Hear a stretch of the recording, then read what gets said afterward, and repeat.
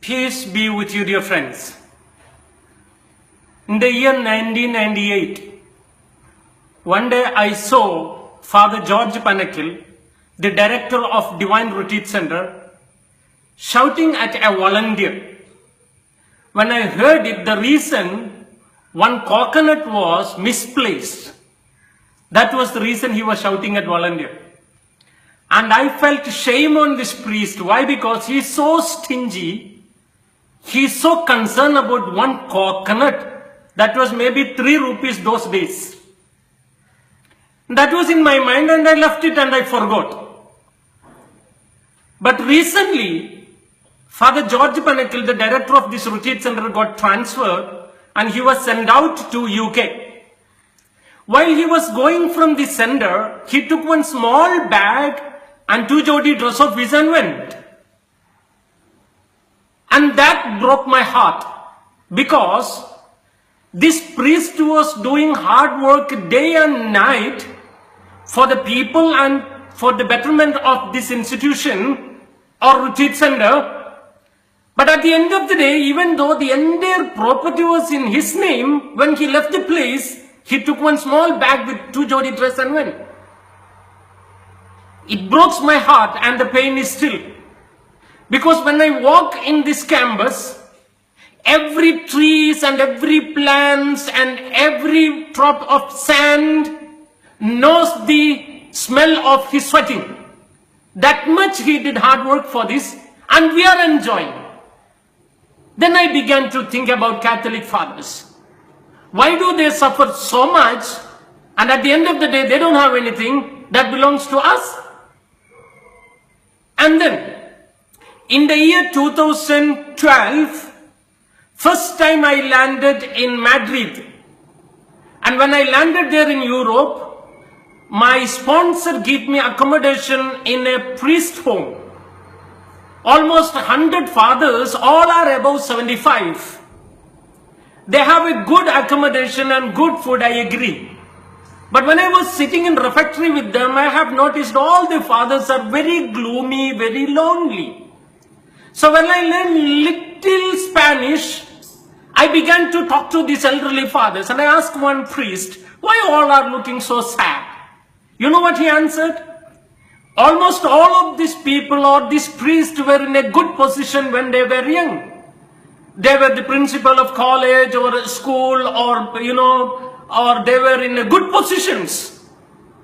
But after their retirement, when they were sent out to this priestly home, they are lonely.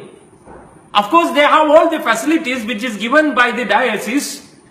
But when it comes to their personal life, nobody to care and nobody to talk and nobody to visit them. And that also broke my heart. And I began to think about Catholic fathers and about their dedications. Recently, I read one article which is written by Brother Benny Punatara, the founder of Shalom Ministry. And he mentioned there one day he went to a priest home to visit a young priest who met with accident and he's resting. While he was talking to this young priest, he noticed that so many elderly priests very gloomy and dull and sad. And later on, one elderly priest began to speak to this brother saying that, brother, so yucky this young priest is. Every day so many people are coming to visit them. We are here 10 years, 15 years and nobody coming to visit us. It would have been better for us to die when we were young. My brothers and sisters, these fathers, they were working in your school, in your college or in your parish. And they did all their service for you and for your children, for your generation. But now when they became elderly, they are in priest home. And you are not going and visiting them and you are not talking to them. You don't even remember them. Of course, the diocese gives them food and accommodation, I agree. But the consolation, they are waiting for their angel to take their soul to heaven every day. And don't consider them that they are useless for the church. When they are elderly, when they are in their priest home, in that age, when they are suffering in their disease and ailment, they are the saints and they are interceding for you and for me. I think they are doing much, much more for the church than the youngest. So, this brother Benny Punatara, at the end of his article he wrote, Do not consider them as waste, even though they are elderly. Their suffering and their intercession is much more important for you and me. So if you know any family where there is a priest, please tell that family to go and visit this priestly home very often. And if you are in a parish and you know the priest who worked in your parish is in elderly home now, in the priestly home now because of age, you from the parish, you organize a tour and visit them. My brothers and sisters, those who are listening to me right now, if you know any family who has a priest in their family, please send this talk and inspire them to visit their priest, those who are in homes, priest homes, or sick.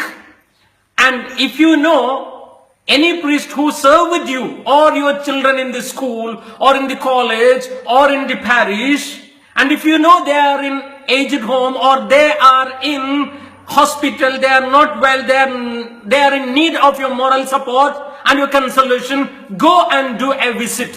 Why I shared this today is just because of one word from Bible, that is Psalms 105 verses 15. Do not touch my anointed one, and do not do any harm for my prophets. May Almighty God bless you and peace be with you.